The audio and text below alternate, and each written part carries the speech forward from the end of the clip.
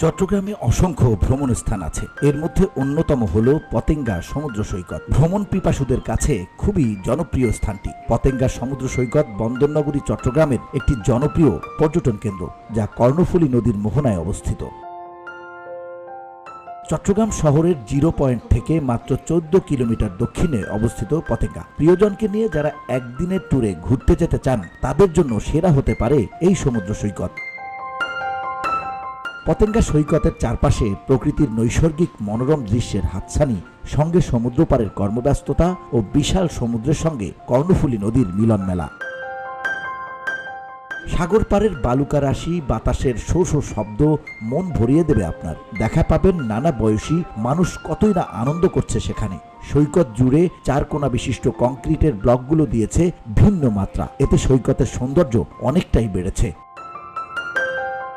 1991 সালের ঘূর্ণিঝড়ে এর প্রচুর ক্ষতি হয়। বর্তমানে বাঁধ দিয়ে রক্ষণাবেক্ষণ করায় সৈকতের সৌন্দর্য অনেকটা বেড়েছে। জোয়ারের সময় ঢেউয়ের আঁচড় যেন নয়নাভিরাম দৃশ্যের অবতারণা করে, আর সে বাঁধের উপর সবুজ ঘাস দেখলে মনে হবে যেন সবুজের কার্পেট বসানো হয়েছে।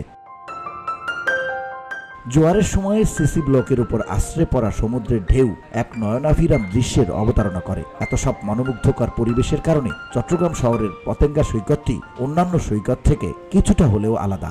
কক্সবাজারে পৃথিবীর দীর্ঘতম সমুদ্র সৈকত যারা যাননি কিংবা সময়ের অভাবে দেখার সুযোগ পাননি, তাদের জন্য পতেঙ্গা সমুদ্র সৈকত হতে পারে সবচেয়ে ভালো বিকল্প। এরই মধ্যে এই সৈকত বিশ্ব পরিচিতি পেয়েছে।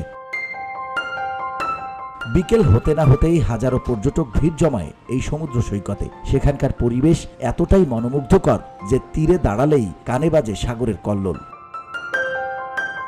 সাগর পাড়ে দাঁড়ালেই পায়ে এসে লুটিয়ে পড়বে নীল জলরাশির অপার ঢেউ। দেখা মিলবে বিশ্বের নানা দেশের নানা পতাকাবাহী নোঙর করা সারি সারি জাহাজ।